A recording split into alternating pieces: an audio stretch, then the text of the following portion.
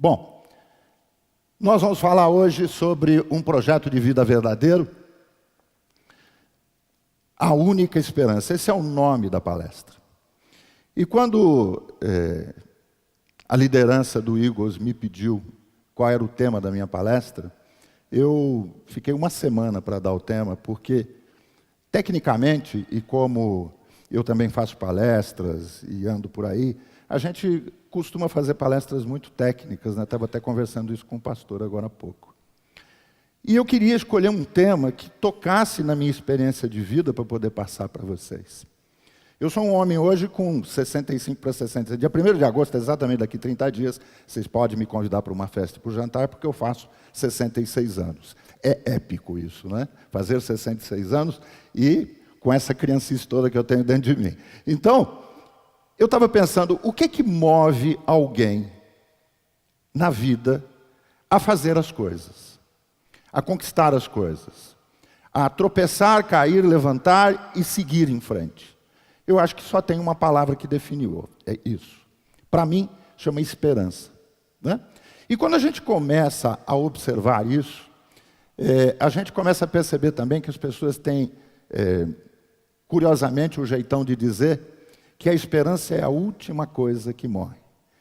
E eu fiquei avaliando essa frase e cheguei à conclusão de que isso é uma grande verdade, porque o dia que morrer a esperança em cada um de nós, sobre qualquer aspecto, a esperança da conquista, a esperança do progresso, a esperança na criação dos filhos, a esperança em mudar a sua atividade dentro da empresa, em crescer, em ser promovido, né? Em ser vitorioso, em ter sucesso. O dia que morrer essa esperança, morreu tudo. Mais nada dá para se fazer. Então, esperança é uma palavra que a gente precisa conceituar como algo que eu ando na frente para Jesus vir colocando os seus passos atrás. Ou seja, eu preciso acreditar, confiar que algo diferente, algo fantástico na minha vida vai acontecer sempre. Por isso eu escolhi esse tema. E nós vamos permear esse tema por algumas informações muito importantes, porque a gente vai falar um pouco do nosso caminho de projeto de vida, né? Uma coisa que é clara é por que a gente precisa criar um projeto verdadeiro de vida. Porque o meu projeto de vida não é o mesmo projeto de vida provavelmente seu, né? Quantos anos você tem? 36 anos com carinha de 20, né? Ela precisa ter na vida dela um projeto de vida de 36 anos. Eu não posso ter um projeto de vida de 36 anos. Eu tenho que ter um projeto de vida de 66 anos. Porque os nossos tempos são diferentes, provavelmente as nossas esperanças são diferentes, provavelmente as nossas conquistas serão diferentes durante esse percurso de tempo. Você ainda vai ter muita oportunidade de errar para refazer. E eu já tenho menos chance de errar para refazer. Não que eu não possa refazer. E quando a gente olha para um projeto de vida, a gente precisa ter em mente exatamente isso. Eu não posso ter um projeto para a minha vida diferente daquilo que eu tenho como fôlego de vida para poder conquistar, né? E é isso que a gente vai permear. Para que a gente motive um pouco essa apresentação, eu quero que vocês assistam um filmezinho. Ele tem 4 minutinhos. E prestem atenção como ele é extremamente interessante. Quando se é pequeno, tudo o que você deseja se torna bem mais simples do que parece. Construir o próprio patrimônio, chegar à lua, ter o emprego dos sonhos, viajar pelo mundo. O engraçado é que você cresce e a maioria desses desejos permanecem com você por muito tempo. Alguns vão continuar apenas como sonhos. Outros podem até virar realidade. Mas para isso, é preciso que você responda a uma pequena pergunta. O que você quer ser quando crescer? Astronauta? Médico? Bombeiro? Saber essa resposta não será o fim das suas buscas. e sim o seu ponto de partida para várias outras. É através dela que o seu futuro começa a ser desenhado. É ela quem transforma o plano louco em algo totalmente possível. Comigo não foi diferente. Assim como você, eu queria o improvável, o surpreendente, o inovador. Fazer o que ninguém mais seria capaz de realizar. Ir tão longe que nenhuma outra pessoa pudesse me alcançar. Ser o descobridor de uma nova era ou, quem sabe, de um novo tempo. Na verdade, eu queria mesmo era realizar meus desejos. E assim como numa brincadeira de criança, conquistar tudo aquilo que parecia improvável. O trabalho dos sonhos, a família perfeita e, por que não, viajar pelo espaço? Não cheguei a ser astronauta, não fui bombeiro e muito menos médico. Mas experimentei o novo. Comecei do zero. Fiz de tudo. E tudo de uma forma diferente. Servi a aeronáutica, vendi jornais, verduras e picolé. Trabalhei como ajudante na construção civil. Fui operador de produção, pintor e até artesão. O meu primeiro grande patrimônio não foi nenhum castelo. Vendi muito esterco e metal para adquiri-lo. Talvez todas essas funções não me permitiam enxergar mais longe naquele momento, mas com certeza permitiu-me ter experiência suficiente para crescer com humildade, amadurecer, ter responsabilidades, experimentar minha capacidade de empreender para viver e estar à frente do tempo em que vivia. E você? Tem sonhado com o quê? Quais os seus planos para chegar lá? Ficar parado não vai lhe trazer nenhum resultado inovador. Não lamente a sua sorte. Não tenha vergonha do que faz. O trabalho é o que transforma você. Posso te dar um conselho? Sonhe. Experimente. Faça o novo. Busque a concretização dos seus desejos todos os dias. Escolha fazer o que você gosta, não apenas o que lhe traz dinheiro. Ele virá naturalmente através de seus esforços. Seja fiel aos seus valores.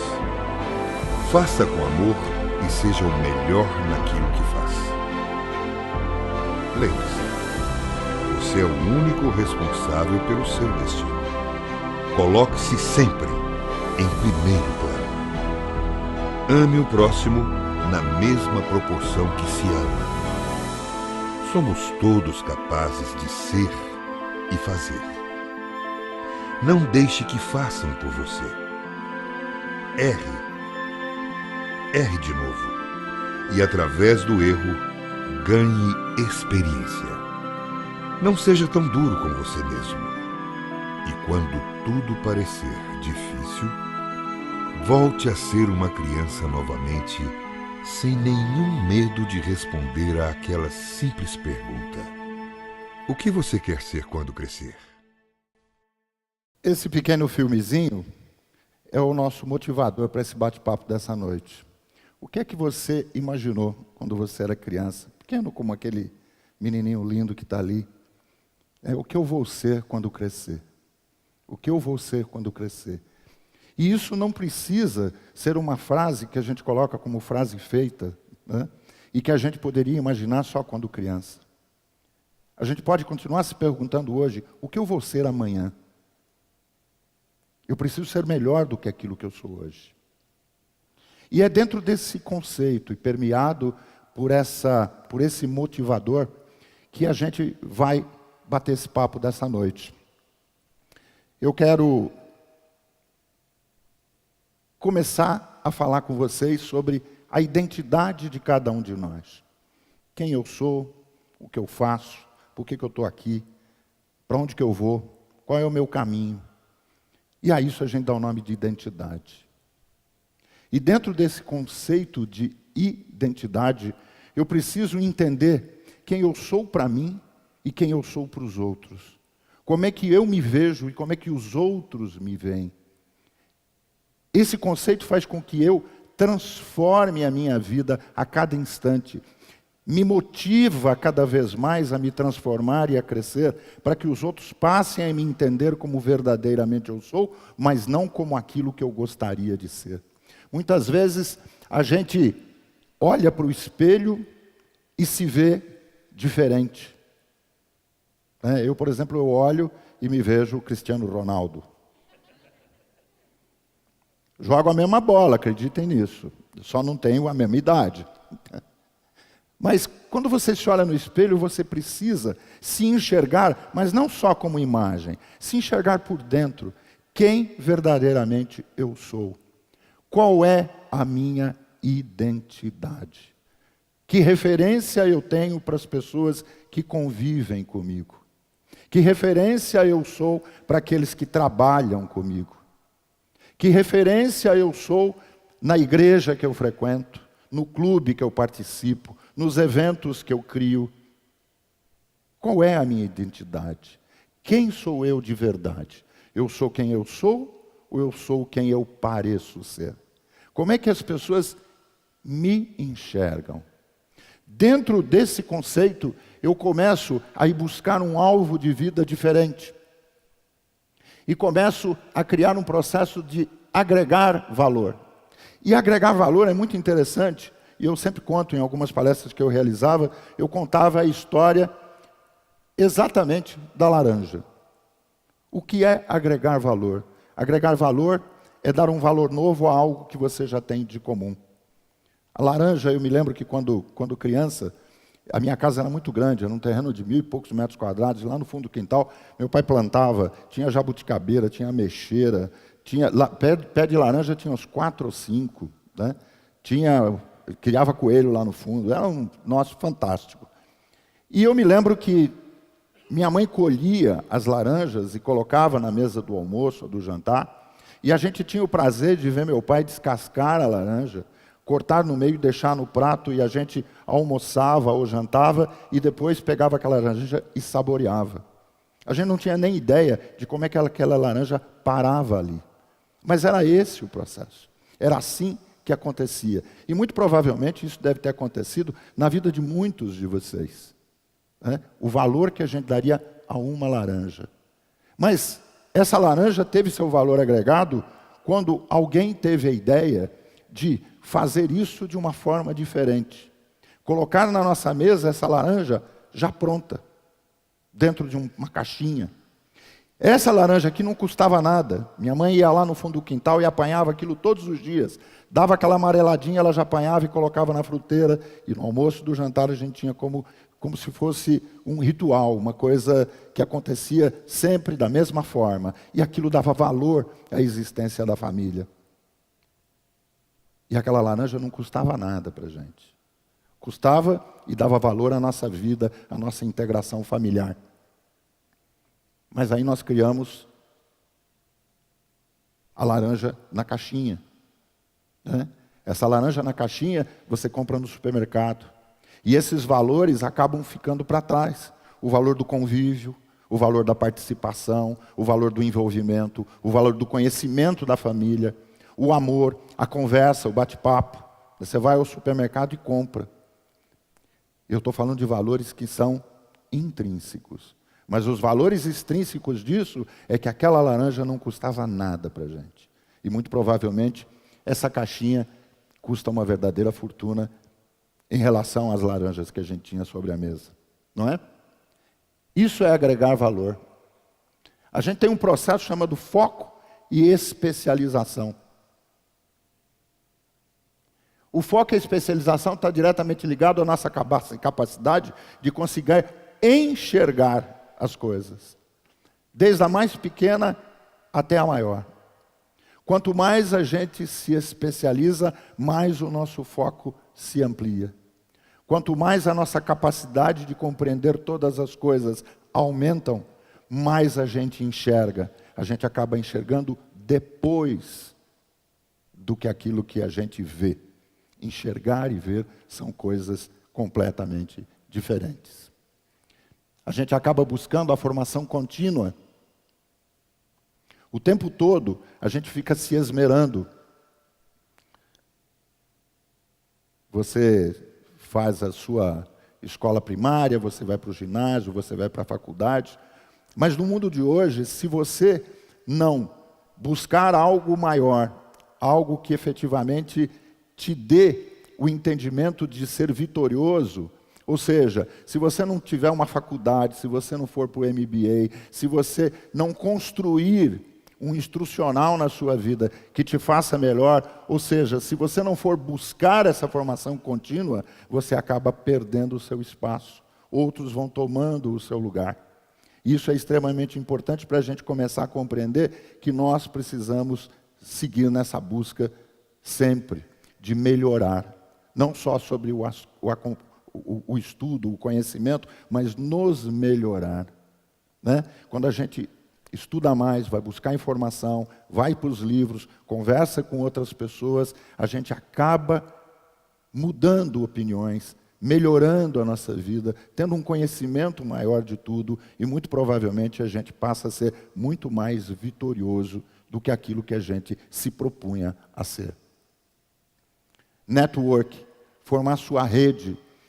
Essa rede de relacionamento é extremamente importante na nossa vida, né? Porque não adianta nada eu ter uma identidade, eu agregar valor a ela, eu ter foco e especialização, eu ter formação contínua e eu não usar isso dentro de um conceito de distribuição de informações e de coleta de novas informações. Eu preciso o tempo todo estar aumentando minha rede. Eu preciso estar conhecendo pessoas, participando de eventos, participando de encontros como esse, onde no final de tudo que a gente fizer aqui, nós vamos nos conhecer melhor lá fora. A gente vai trocar cartões, a gente vai se conhecer melhor, a gente vai descobrir o que cada um faz, por que faz, e muito provavelmente eu vou ampliar os meus conhecimentos também. Então, network, no mundo como hoje, essa rede de formação de pessoas na nossa vida, provavelmente vai nos ajudar onde? No nosso crescimento, no nosso desenvolvimento, né, no desenvolvimento dos nossos negócios. Então é muito importante que a gente comece a dar valor nisso, que a gente não fique fechado num casulo, feito um bicho da seda. A gente tem um grande valor, mas está lá, alguém precisa extrair. A gente precisa trocar isso, né? Eu quando venho para cá e cada vez que eu converso com as pessoas que fazem parte da liderança do Eagles, eu aprendo alguma coisa. André me ensina muitas coisas e ele é muito mais jovem do que eu. André, no passado, pode ter aprendido algumas coisas comigo, me visto em muitos lugares. Eu tenho foto guardada em casa com o André na plateia, né, Andrezinho? E hoje eu aprendo com o André. O mundo é essa troca. E essa troca só vai acontecer em benefício da tua vida se você se abrir para ela, se você criar uma rede de informações, se você tiver mais pessoas perto de você, né? Para que você possa trocar informações. Quem sabe amanhã, num grande problema na sua vida, alguém que você tem no seu relacionamento, com certeza vai ajudar você. E eu vou fechar com cultura. Não adianta nada disso se eu não ampliar os meus conhecimentos. Eu correr atrás dos meus conhecimentos. E muitas vezes, quando a gente fala em conhecimento, a gente fala em busca de estudo, né? De ir para a universidade, criar sua formação, crescer e se desenvolver, ter o seu diploma. Mas como eu comecei no começo falando, quando eu faço um plano de vida, eu preciso fazer um plano de vida para o meu tempo. Então, o seu plano de vida provavelmente é diferente do meu. Mas em nenhuma das duas hipóteses, nós vamos deixar de ter a necessidade de crescer na nossa cultura. Você vai crescer provavelmente fazendo sua universidade, seu MBA, sua pós-graduação, não é isso? E eu provavelmente, se fiz ou não fiz isso, neste instante da minha vida, não interessa mais. Mas eu preciso ampliar a minha cultura e o meu conhecimento. Eu preciso sentar com o Luna e entender as coisas que ele faz. Eu preciso sentar com o pastor e entender as coisas como acontecem. O negócio dele, os eventos, participar deles e aumentar a minha cultura de alguma forma. Ler, pesquisar. Hoje a gente tem a facilidade de ter o computador à nossa disposição, né? A rede de internet à nossa disposição. Então, nada é impossível de se saber o que é, como funciona, para que serve, quem tem. E a gente precisa correr atrás disso. E não importam os tempos, não importam as idades. Cada um corre numa velocidade, mas todos correm. E muito provavelmente todos vão arrebentar aquela fita final no final da corrida. Né? Uns mais na frente do que os outros, mas todos chegarão lá. E qual é o resultado de tudo isso? Onde é que eu quero chegar? Eu tenho um objetivo que é dizer para vocês, se eu sigo tudo isso, se eu acompanho tudo isso, se eu desenvolvo tudo isso, eu estou me desenvolvendo tecnicamente, eu estou crescendo, eu estou ganhando valor, eu estou agregando valor na minha vida. E esse agregar valor na minha vida vai me levar de encontro ao meu resultado. Eu preciso acertar o alvo e, nos dias de hoje, com a concorrência presente, com as dificuldades econômicas, com a necessidade de ter preços competitivos, eu, profissional do mercado, preciso atirar a flecha e acertar mais rapidamente possível o centro do alvo. E é só com esse caminho que eu vou conseguir fazer isso. Mas isso é muito técnico. E nós não somos técnicos só. Nós não fazemos as coisas só por conhecimento, porque está no livro, porque lemos. Nós temos também um processo todo que envolve o ser humano, que é a emoção. A razão é extremamente importante para que a gente possa ter tomadas de decisões. Mas a emoção também é muito importante porque a gente convive. Nós vivemos o tempo todo uns com os outros. Nós trocamos informações uns com os outros. Nós ensinamos e nós aprendemos um com os outros. E é nessa hora que a gente começa a ter que olhar para dentro de nós e também entender que este conceito técnico de caminho é verdadeiro, é necessário, precisa estar presente na nossa vida. Nós não podemos abandoná-lo em nenhum instante, mas nós também precisamos conhecer o outro lado. E o outro lado está diretamente ligado, primeiro, às nossas escolhas. A nossa vida é cheia de portas. E nós precisamos escolher o nosso caminho, escolher as pessoas que convivem conosco, escolher os nossos amores, escolher as nossas referências, escolher inclusive aquelas pessoas que a gente vai dar da gente de graça. Filho, neto, sobrinho, não é verdade? E essas escolhas são muito importantes, porque ela trata a nossa vida. E viver é exatamente isso que eu coloquei ali. Ficar se equilibrando o tempo todo entre escolhas e consequências. Porque eu sou o único responsável pela consequência das escolhas que eu faço. Não tem culpado. E a gente tem uma grande mania, como ser humano que somos, e errantes que somos, de quando escolhemos o caminho errado e batemos na porta errada e abrimos essa porta e as coisas não dão certo, a gente quer encontrar um culpado. E não há culpado. Nem eu sou culpado. Simplesmente foi um fator de decisão. E muito provavelmente eu me baseei em históricos que me provocaram caminhar para uma decisão errada. E como é que eu faço para tomar a decisão certa? Aprendendo a discernir e a distinguir as coisas. A diferença dessas duas coisas é que uma é aquilo que eu quero fazer e a outra é aquilo que eu posso fazer. A relação exata de discernir e distinguir é dar à minha vida condições de escolher a porta que eu vou bater, se ela estiver dentro de um conceito, se ela é algo que eu quero fazer e se é algo que eu posso fazer. Porque às vezes é algo que eu quero fazer, mas eu não posso fazer. E eu não posso fazer porque eu não tenho competência, eu não posso fazer porque eu não tenho condição, eu não posso fazer porque não é justo. O não poder fazer está diretamente ligado a uma série de características da nossa vida. E a gente conceituando isso, é fácil de fazer uma análise. Eu quero tal coisa e vou decidir por aquilo. A primeira avaliação é, se eu conquisto isso para mim, eu estou prejudicando alguém? Alguém ao meu redor vai perder com isso? Muito provavelmente, se eu estiver fazendo alguma coisa que eu ganhe e que alguém esteja perdendo, não é um bom negócio. Porque um bom negócio é quando todos ganham. Então, discernir e distinguir é que vai fazer para nós um caminho, vai nos criar uma relação de escolha leal, verdadeira e com resultados. E quem escolhe a Deus faz a escolha certa.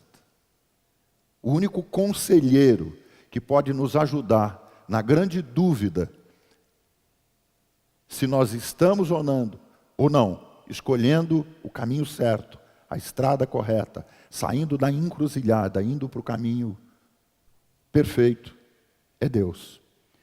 E com Ele a minha conversa é íntima. E com Ele a minha conversa tem que ser sincera. E eu tenho que entregar na mão dEle a minha vida. Porque se eu entrego na mão dEle a minha vida, eu tenho certeza plena que Ele não vai deixar você sozinho. Seja no teu ambiente familiar, seja no teu negócio, seja no teu relacionamento, seja na tua empresa, no teu trabalho. Eu tenho certeza plena disso. Porque como prova do que eu estou dizendo, eu tenho a mim. Porque Ele não me deixa na mão. Ele não me abandona. Ele é realmente fiel. Em Deuteronômio 30:19, tem um trechinho que diz, biblicamente: o céu e a terra tomo hoje por testemunhas contra ti, de que te pus diante de ti a vida e a morte, a bênção e a maldição. Escolhe, pois, a vida para que vivas tu e a tua descendência. A gente não precisa nem explicar isso. Quando o meu caminho é uma escolha divina, quando o meu caminho, profissionalmente, no relacionamento, ele está abençoado, esse caminho, eu não tenho medo de dizer que ele vai me levar ao ponto que eu quero chegar. Ele vai me levar ao lugar certo. Das escolhas eu vou para as oportunidades. Porque não há escolha sem você ter oportunidades. E há 3 coisas na vida que nunca voltam atrás: a flecha lançada, a palavra pronunciada e a oportunidade perdida. Quando eu lanço uma flecha, ela não tem retorno, ela vai para um ponto. E a gente tem que ter a responsabilidade de saber que se ela vai para um ponto, aquele alvo vai ser atingido. E a consequência do atingimento desse alvo é minha, porque eu lancei essa flecha. A palavra pronunciada pode ferir, como pode transformar uma pessoa. Então o cuidado que eu preciso ter com a minha palavra é muito grande. Porque eu posso transformar a vida de uma pessoa positivamente, como eu posso derrotar uma pessoa. Quantas vezes num relacionamento de marido e mulher, no primeiro problema que ocorre, um magoa tanto o outro através da palavra, que aquele casamento acaba não dando certo. E quantas pessoas vivem às vezes sem dinheiro, numa casinha lá no meio do mato, que pega 4 conduções para chegar, e você vê que, ao menor sinal de um problema, ao invés deles discutirem, brigarem, eles se unem, eles se juntam. Com certeza, eles têm a vantagem de ter dentro deles um amor verdadeiro e concreto. E oportunidades a gente não pode perder. Eu espero que aqui vocês estejam tendo a oportunidade não de me ouvir e acreditar, mas de criar um processo de reflexão. De poder, indo para as suas casas, para os seus trabalhos, refletirem um pouco sobre a vida de vocês, o que vocês têm feito, para onde vocês têm caminhado, o que é que está faltando para cada um, qual é a melhor busca, qual é o melhor encontro. Gasta um pouquinho de tempo com isso, porque esse tempo ele vai ser muito bem remunerado para vocês. Eu tenho plena certeza disso. Eu quero falar sobre oportunidades e eu vou contar uma historinha baseada nessa transparência que vai falar sobre duas pessoas, Sergey Brin e Larry Page. Estudaram em Stanford em 1995. Estudaram juntos, se conheceram, frequentaram lá a universidade durante os anos necessários. E eles acabaram criando uma ferramenta chamada RangePage. Alguém já ouviu falar em RangePage? Quem trabalha aqui no mercado corporativo, levanta a mão. Ninguém? Ninguém trabalha em empresa? Só o pequenininho trabalha numa empresa? Ninguém trabalha numa empresa, ninguém tem uma empresa, ninguém trabalha num escritório. A maioria. Quem já ouviu falar em Alta Vista, Excite e Yahoo? Pode levantar a mão. Não tenho medo, eu não vou chamar para vir no palco.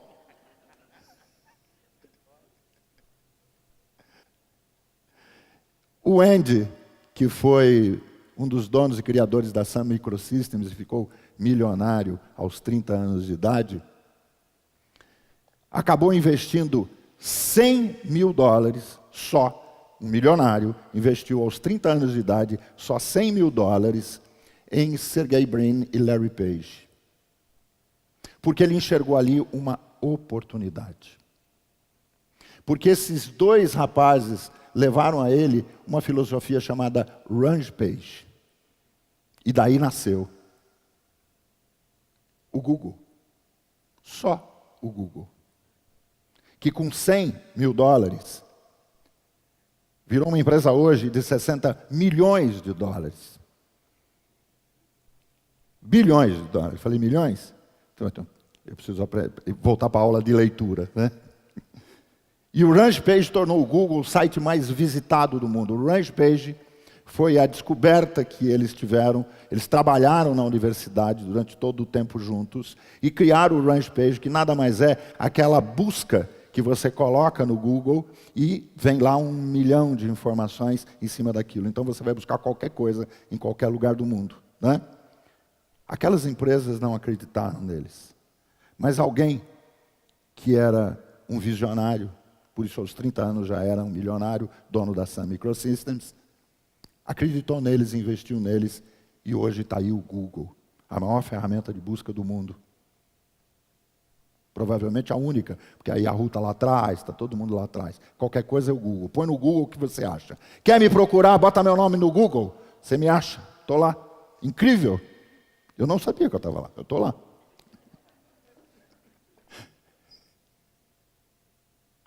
Mas em Efésios 5, de 15 a 17, está escrito exatamente isso sobre as oportunidades.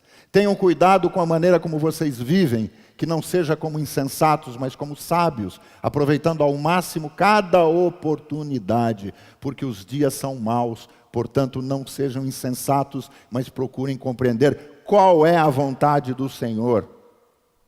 Quando a gente está de mão dada com Ele, não tem como não dar certo. Não tem. Talvez você gaste alguns metros a mais, porque talvez você não esteja caminhando na velocidade que Ele gostaria que você caminhasse. Talvez porque você não estivesse acreditando em você mesmo. E às vezes a gente não acredita na gente mesmo. É tão simples, a gente lê aquilo ali e diz, mas é tão simples. É simples assim. Deus é simples. Deus não faz as coisas complicadas. Nós é que complicamos Deus. Colocamos Ele sempre numa fria. É verdade. E eu vou caminhando para esse bate-papo gostoso que eu estou tendo com vocês. E eu quero dar algumas dicas de esperança para vocês. A primeira é essa. As atitudes precedem os sentimentos. É uma dica de esperança. A gente começou o bate-papo dessa noite falando exatamente sobre isso. O tema do bate-papo de hoje é esperança. E a esperança está ligada diretamente a algumas coisas, como, por exemplo, as nossas atitudes e os nossos sentimentos. Atitudes são coisas frias, ponderadas, equilibradas, enquanto que sentimento é emocional. Quando a gente não preceder o sentimento para ter atitudes lógicas, nós não conquistaremos o nosso espaço. Quando nós deixarmos que os nossos sentimentos, as nossas emoções, tomem conta das nossas decisões, muito provavelmente nós vamos errar nas nossas decisões. Isso não significa que eu não tome decisões ou não tome atitudes também com o coração, também com amor, também com harmonia e também com equilíbrio. Diante de uma dificuldade, substitua o não consigo pelo vou tentar outra vez. Essa é uma dica de esperança que eu aprendi a praticar na minha vida depois que eu virei um homem de um sexagenário. Com mais de 60 anos, eu aprendi a entender que eu não podia dizer eu não consigo. E aqui tem 2 irmãos que me ajudaram muito nisso. Me ensinaram um pouco do caminho, de como é que a gente diz no meio de uma dificuldade, em vez de não consigo, eu vou tentar outra vez. Eu preciso tentar de novo, eu preciso fazer de novo, eu preciso rever as coisas que eu fiz e que não deu errada, e eu preciso principalmente acreditar que se eu confio num Deus que me pôs aqui, provavelmente é porque Ele confia que eu estando aqui, eu vou realizar as coisas da maneira que elas precisam ser feitas. É uma troca. A vida não tem controle remoto que tem que levantar e mudar. Dá para entender essa frase? A vida não tem controle remoto, você tem que levantar e mudar. Quando eu estou com controle remoto, eu estou acomodado, né? Eu clico e mudo. Né? Eu tiro da Globo, eu boto na Bandeirantes, eu ponho no filme, eu ponho no esportes, eu ponho onde eu quiser. Mas a vida não é assim. A vida eu não toco dessa forma. Na vida eu tenho que me mover. Eu tenho que me movimentar, eu tenho que fazer acontecer, eu tenho que às vezes empurrar para pegar. Não adianta só chamar o mecânico e vem com a bateria e dá lá não. Empurra, suja a mão, mete a mão na graxa. Porque é a única forma de fazer pegar. É a única forma de fazer acontecer. É se movimentar, é se mexer. Não é só se inspirar, é também transpirar. E uma dica de esperança para vocês. Romanos 5, de 3 a 5 diz: não só isso, mas também nos gloriamos nas tribulações, porque sabemos que a tribulação produz perseverança. A perseverança, um caráter aprovado. E o caráter aprovado, esperança, que é o tema do nosso bate-papo de hoje. E a esperança não nos decepciona, porque Deus derramou o seu amor em nossos corações por meio do Espírito Santo, que Ele nos concedeu. Por isso que eu comecei dizendo, tem uma frase que diz que a esperança não pode morrer. Porque se morrer a esperança, morri eu, morre você, morremos cada um de nós. Então há que se ter esperança sempre. Faça, não deu certo, repita, não deu certo, faça de novo. Avalia, repete, faz de novo. No momento certo, no momento de Deus, as coisas darão certo. Eu tenho certeza disso, porque é assim na minha vida. E se é assim na minha vida, eu sei que é assim na vida de cada um de vocês. Está com dificuldade lá no trabalho? Acredita, vai. Repete, faz de novo, pergunta, aprende, vai atrás do livro, busca aprendizado, aconselhamento, mas repete, faz de novo, insiste, porque vai dar certo, eu tenho certeza. Gente, obrigado, está aí meu nome, meu site, meu telefone, quem quiser falar comigo, eu estou à disposição, que Deus abençoe a todos vocês e obrigado pela paciência.